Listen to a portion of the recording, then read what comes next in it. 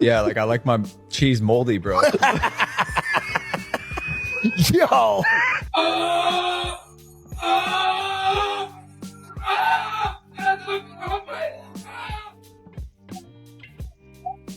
Lunchly was hyped up as the next prime, but this time aimed at school lunches. MrBeast, KSI, and Logan Paul joined forces, promising to flip the whole Lunchables game on its head. They pitched it as a healthier option, packing crackers, meat, cheese, and a bottle of Prime inside every box.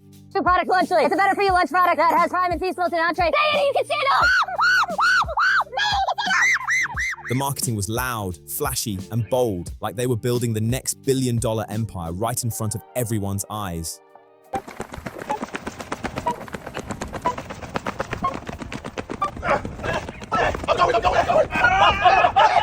Just weeks after launch, the shine started to fade. People began calling out questionable health claims, parents raised serious concerns, and then things got worse when reports showed products growing mold and getting pulled from store shelves. So what happened to Lunchly after all that noise? Did the brand quietly step back after sales reportedly dropped by 80%? Or are they still trying to rebrand and market it hard to families? I grabbed 100 people, age 1 all the way up to age 100, and we're gonna see what they think of our brand new spicy nacho Lunchly flavor. Parents saw electrolytes, kids saw bright colors and flashy graphics, retailers saw fast money, and YouTube, they saw a $1 billion valuation before anyone even tasted the meat. Delicious.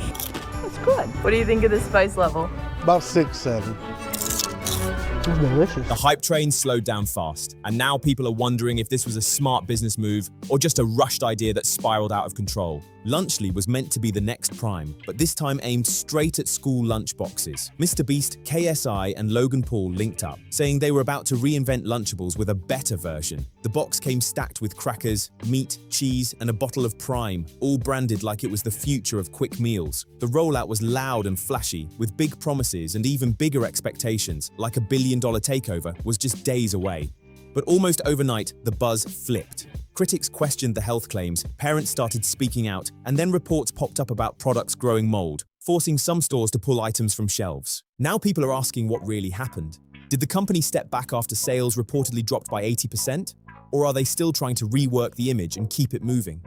Lunchly versus Lunchables. With Lunchly, you get double the amount of liquid. Prime has no sugar added, more electrolytes, and more B vitamins. Crunch Bar. Whoa. Feastables Crunch Yeah! Bar. Our pizza uses real cheese. Theirs, as it says on their box, is mozzarella pasteurized prepared cheese product. They can't even call it real cheese. Ooh. We're also 30 less calories, 3 less grams of fat, and 8 less grams of sugar. The hype cooled off fast, and what was sold as a smart upgrade suddenly looked like a risky move that didn't land the way they planned.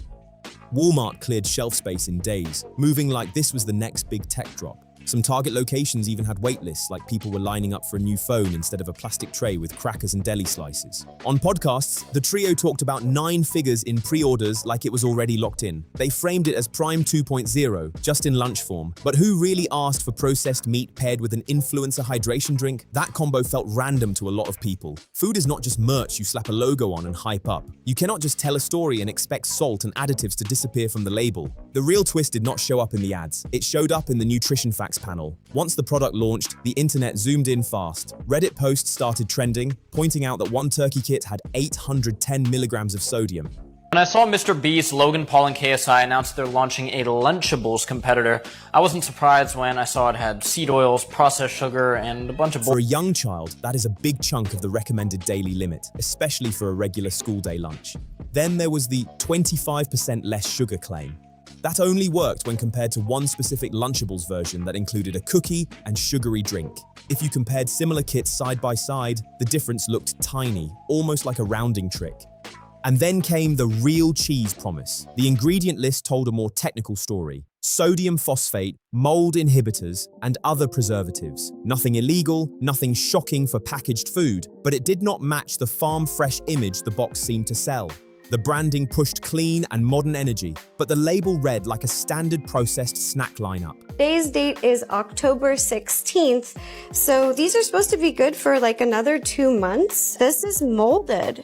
That's mold. This is not safe, especially like kids that are so young. They may not know what mold looks like. Parents did what parents always do when something feels off. They tested it themselves. Kitchen table taste tests started popping up all over TikTok, with kids trying Lunchly next to regular Lunchables. Over and over, the reaction was the same. The original tasted better. If your so-called upgrade loses in a blind taste test to the basic version, that is not a flex, that is a problem. What made it even wilder was how the trio kept moving online like nothing was happening. When she saw that, she must have been jumping. Bro. She must have been like, Yo. yes! So Roseanne, Yes! and Barb. Oh my God! Bro, going at you guys or at Beast, you could get so many likes. Mr. Beast, KSI, and Logan Paul continued posting freezer aisle clips and "We changed the game" TikToks, like the backlash was just background noise. The energy felt disconnected. Around the same time, outside lab reports started circulating, showing measurable levels of lead in some kits, still reported to be under FDA limits. That detail mattered, but so did the reaction from doctors, who reminded families that any exposure to lead is not ideal for children. Then another concern entered the chat. Phthalates, chemicals sometimes linked to plastic packaging. Yeah, on the mold thing, here's the thing. We, every single Lunchly with cheese meat is USDA inspected. There is no mold when it leaves our factory. Like, we have the highest QC standards imaginable. Like, what do we have? Why would we ship that out? Like, that doesn't even make sense. You know what I mean? And we obviously have the best experts in the world. I mean, even once these things come out, I mean, we brought even more. They're pouring up and down the lines, making sure everything's good. Once those words started trending, the healthier brand image took a hit. The clean marketing vibe began to clash with the growing list of questions, and just when people thought it could not get worse, reports of mold sealed the deal and shattered whatever trust was left. Look at, I don't want to name specific brands but take a specific brand that comes into your mind when you think of something like Lunchly, something that's very similar, specific brand, I don't know, other brands, competitors, and Google their name and put the word mold behind it. You'll see thousands upon thousands of examples. And that, I think, is a key context a lot of people leave out in this, because they're acting like this is just a thing with us. Then came the clips that really shook people up.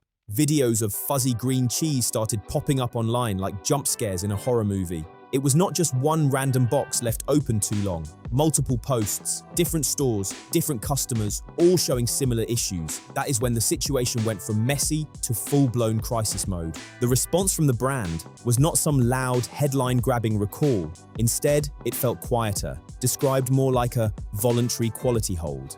Translation: pull products from shelves, but keep the announcement low-key. No major alert, no big social media blast. On top of that, each founder seemed to handle the backlash differently, which only added more confusion to the whole situation. KSI brushed it off in a video, cracking jokes like it was no big deal. Logan did something similar, keeping the tone light. Meanwhile, Mr. Beast stayed mostly quiet, which only made people speculate even more about what was happening behind closed doors. Turkey, real cheese, and cracker stack. And by the way, it's great. Logan later jumped on a podcast and pointed fingers at moisture issues and supply chain problems. He talked about how they were still feeding millions and pushed the idea that the situation was under control. But what stood out to a lot of viewers was the lack of a clear apology. The cheese looked messy, but the accountability felt even thinner. Shit about Lunchly anymore, so I need you guys to run the video up anyway. I finally found the fucking cracker one that Lunchly had.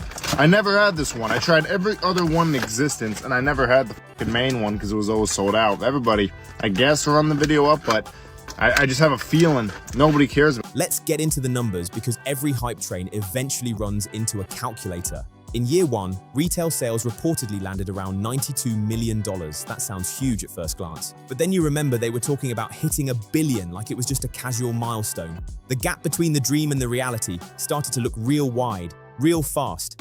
By the third quarter of the following year, revenue had dropped hard, and not just a tiny dip either. We are talking deep double-digit declines. Some stores reportedly slowed down orders or stopped restocking because the demand just was not there. Shoppers had questions about ingredients, about packaging, about those mold clips. When customers feel unsure about what is inside the box, they simply leave it on the shelf. And then the situation took a cultural turn. Dan TDM stepped in with a tweet that hit like a shockwave. He called out the product and accused the brand of selling crap to kids, and that message spread fast. The post racked up attention across platforms, and suddenly this was not just about nutrition labels. It became a bigger conversation about influencers, responsibility, and what gets marketed to families. Looks like crap to me, while showing his toys that he sold to kids. How does this benefit your fans, Dan? Now, obviously, people didn't realize that I was shining a mirror in his face. Instead, they were like, Wait, you did the same as Dan. You made toys with tube heroes. and yes, that's fair, but I'm not the one complaining. Well, okay then. He was talking about food, not merchandise and toys. And I'm like, okay, sure, let's keep moving the goalposts. But okay, did I reply to this? He was sponsored, then promoted, and made a whole video on Munch Pack, a monthly sub box full of food and candy to his Minecraft audience full of kids. Now, One tweet did not single-handedly erase the brand, but it definitely turned up the heat at a moment when the pressure was already sky high. KSI fired back by posting screenshots of toy products, trying to flip the argument around. But people were quick to point out that comparing a plastic pickaxe to packaged deli meat is not the same conversation at all. The internet was not buying that angle, and the pushback only got louder. Then, 𝗟𝘂𝗰𝗵𝗹𝘆 stepped in, bringing that "you mess with Dan, you mess with the whole YouTube squad" energy. Once more, creators joined the discussion. The situation escalated fast. It stopped being a single tweet and turned into a full platform-wide debate. At that point, the brand was not just facing critics, it was facing a united wave of online voices calling it out from every direction. Logan pushed back with Reddit posts, tweets, and even factory footage, trying to show that the products were tested for dangerous chemicals. The message was clear: everything met safety standards. But by that point, trust was already shaky, and receipts alone were not calming people down. The internet had moved from curiosity to full skepticism. MrBeast also dropped a long thread addressing the situation. It was detailed, structured, and focused on the brand's process. Still, a lot of readers felt it sounded more like a polished promo than a real moment of reflection. The tone just did not land the way it probably needed to in that moment. After a month or two of non-stop drama, the noise faded.